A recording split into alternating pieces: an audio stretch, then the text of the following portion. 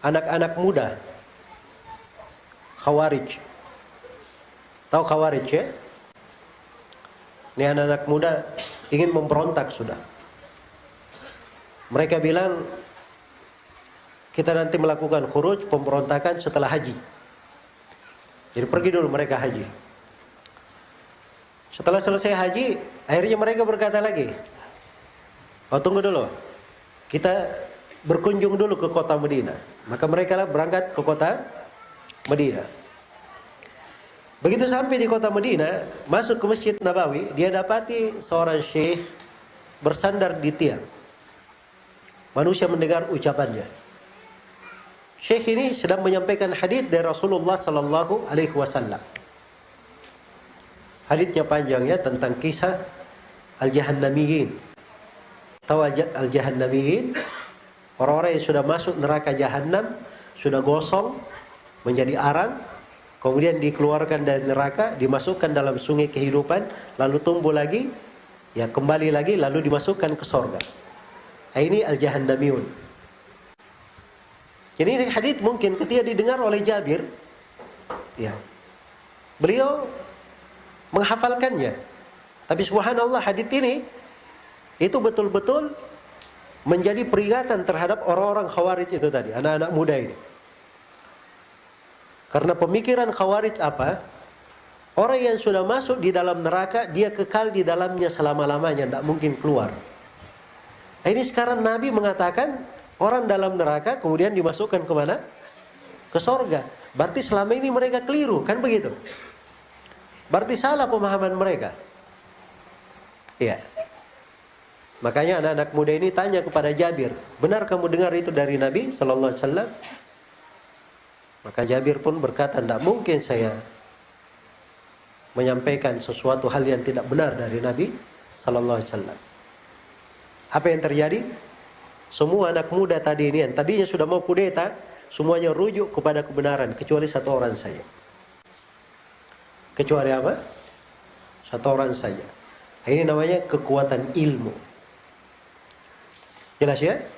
Karena itu semua yang di dalam Al-Quran disebut sultan, dengan kata sultan, itu ditafsirkan oleh Ibnu Abbas sultanul ilm, sultan ilmu, kekuatan ilmu, kekuasaan ilmu, bukan kekuasaan apa namanya dunia, tapi kekuasaan ilmu diartikan oleh Ibnu Abbas. Iya, jelas ya? Karena itu harus dipahami. Dan selalu saya katakan ya bahwa kalau ingin memperbaiki manusia, manusia itu diperbaiki dengan dua kekuatan. Yang pertama ada kekuatan tangan, kekuatan badan, ini wewenang pemerintah. Dan yang kedua ada kekuatan ilmu. Kekuatan ilmu. Ini dua jenis kekuatan harus berkumpul. Maka akan baik manusia dengan dua kekuatan ini. Jelas ya? Karena itu ada, dengan ilmu bisa dirubah. Tidak bisa dirubah dengan pedang dan tombak, tidak bisa. Tapi bisa berubah dengan apa? Dengan ilmu. Lihat itu kaum Khawarij. Kaum Khawarij itu di masa Ali bin Abi Thalib diperangi. Iya. Terjadi peperangan. Tapi mereka tidak surut. Tidak mundur. Bahkan orang Khawarij itu memang cari mati. Mereka ingin mati syahid menurut pandangan mereka. Jelas ya? Maka diperangi oleh para sahabat, mereka tidak mundur, tidak tobat, tidak sadar. Ya. Tapi lihat, itu kekuatan apa? Kekuatan pedang, kekuatan badan, fisik. Tidak mempan untuk mereka. Tapi lihat kekuatan ilmu. Suatu hari Ibnu Abbas meminta izin kepada Ali bin Abi Thalib untuk mendebat kaum Khawarij. Iya. Ibnu Abbas pergi sendirian. Dan Ibnu Abbas bawa pakaiannya yang bagus. Pakaian yang indah. Sedangkan kaum Khawarij ini didapati oleh Ibnu Abbas adalah satu kaum yang jidatnya itu sangat hitam sekali.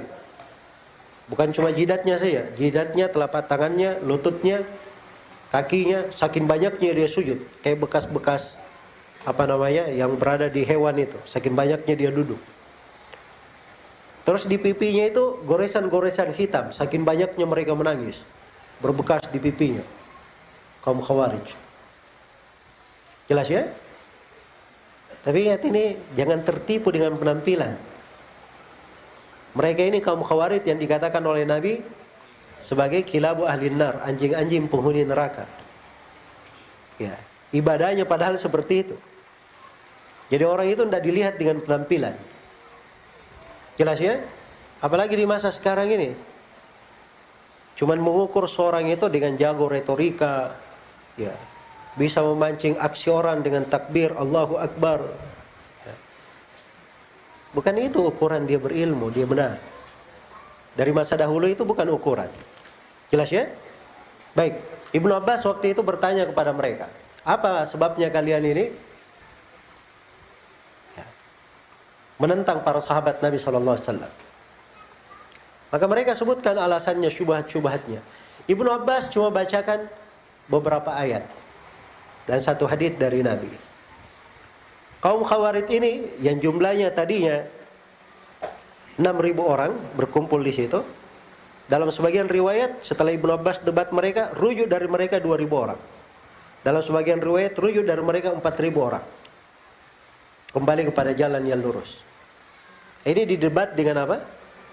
Ilmu. Lihat itu kekuatan ilmu. Kekuatan ilmu itu bisa mengikat hati, bisa mengikat jiwa. Iya. Mungkin kalau dipukul dengan tangan dia nggak mempan, tapi dikasih kekuatan ilmu, tunduk hatinya. Bisa mengikut badannya apabila hatinya tunduk. Jelas ya? Nah, maka di sini terdapat ketinggian ilmu dan pentingnya ilmu di tengah umat ini. Karena itu kata Az-Zuhri rahimahullahu taala, "Ma ubidallahu bi syai'in afdala minal ilm."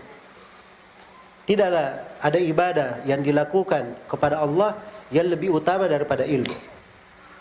Jadi kalau mau pintu ibadah, di pintu ilmu itu paling banyak ibadah.